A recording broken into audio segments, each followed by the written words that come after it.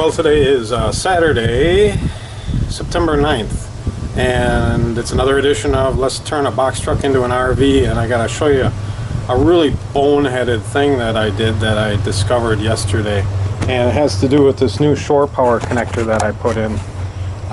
This works just great. This connects the shore power to the house. I can plug it in really easily. Up underneath here I've got rigid conduit. I don't know if you can see it or not, but a rigid conduit run around to the back side here to the electrical panel. And we're going to take a walk back to the electrical panel and show you the boneheaded thing that I did. You know, I'm an electronics guy. I should figure this stuff out, but I really did something stupid. So what I've got, hold on here a second. I'm going to prop this up carefully. See, I've got a piece of dowel here that I just pop in, and I use to hold this up. It's not ideal, but it works. So this is the electrical panel, and that shore power conduit that I was talking about comes up underneath here and comes up right here into this distribution box. And the distribution box then allows me to plug in the house wiring, the AC outlets inside the truck, and also lets me plug in the battery charger, which is running right now and doing a great job running it right smack dab where I want it to be, 13.5 volts plus 0.06. But here's the boneheaded thing. Before I put in this shore power connector, I used this black cable to plug into shore power, and as you may recall, I drape it around here and plug it into the house. Well, now with the new shore power connector, it simplifies things, but I didn't disconnect this.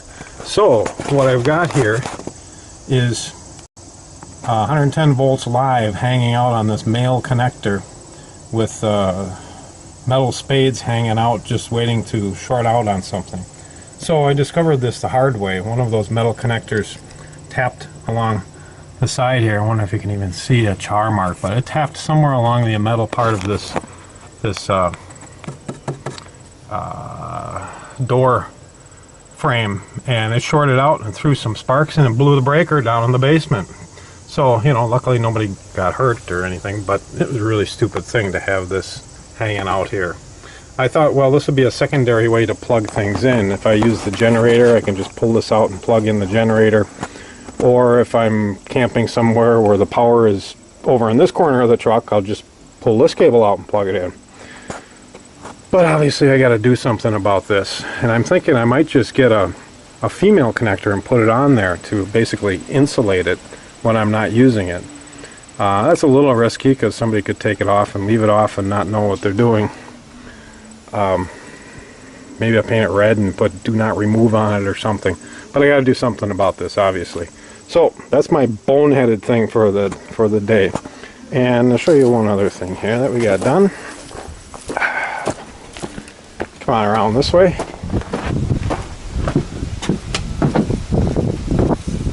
And come on inside, and we've got tunes.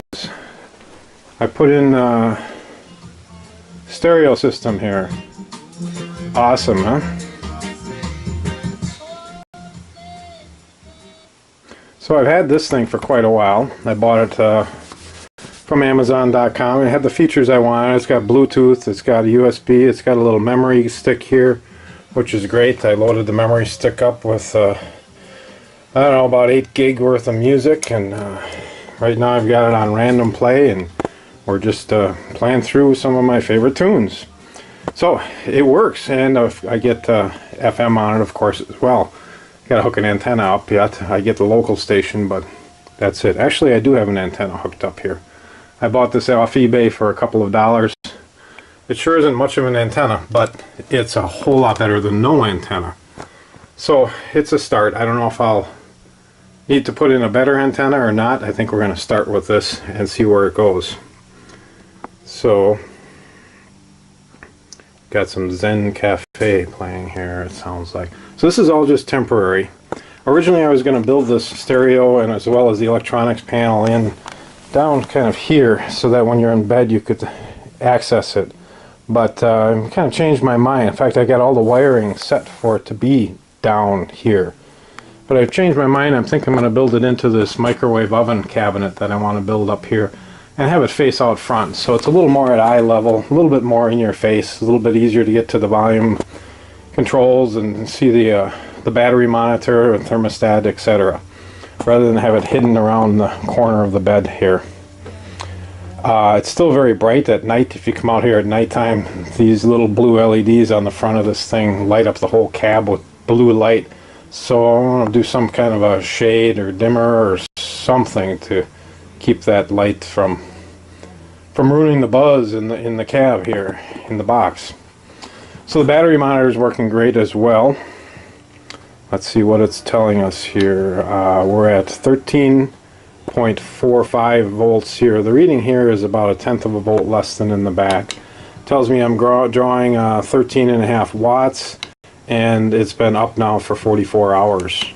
And then the lower button here tells me I'm drawing 0.9. Actually, I'm putting in 0.9 amps. I'm charging. And I've got 200 ampere hours. This is programmed in. I assumed that I could pull 200 ampere hours out of these batteries, so this is a programmed in number, and that's used then to calculate the percent. So I'm at 100% now. So if I unplug shore power and let it start discharging, number one, the charging light would go off. Number two, the amperes would go negative. Well, they're implied negative because charging's off. And number three, this 200 ampere hours would start to drop down, and the percentage would drop down proportionally. So this thing's working great. I also have the thermostat for the furnace temporarily mounted here. This whole shelf is temporary. I just wanted to get things going and get them up somewhere where we could see them to get started with it. So that's it for right now. I'm going to take you downstairs and show you a little progress on the cabinetry. I'll talk to you in just a minute. Okay, and we're back downstairs, and we're talking about cabinetry. As you may remember, I've got 6 cabinets to build, and I've been kind of procrastinating on them, but I'm finally getting going for real, and I've got the face frame of the first cabinet. I'm just taking the clamps off of it right now. The face frame is glued up. So this face frame is going to be for a cabinet that's going to go, it's basically the sink base cabinet. So we take it out of here, set it up with one hand. So this is going to be the sink base. The door is going to be here. When you come in the door, I'm going to put basically a porta potty garage in the side here. So that's going to be just up to about this height. That gives me room for 2 drawers above that. And there'll be an access panel down here. I don't know if I needed to put this in. I should have probably just made this a single door, but whatever. And then there's 2 doors here that are going to be underneath the sink. The sink will go up in this area. And then this corner is a little goofy. I got it chopped out because I want the countertop to hang over the bed area, but not too far. I found if you hang the countertop over the bed too far, you can't lift the mattress up. You try to lift the mattress up and it hits the countertop. So there's going to be kind of a little jag in the corner here, and I think I'll do the same thing across the aisle on the refrigerator side. And you've seen these piles of wood before, but one stick at a time. So that's the update for today. Until next time.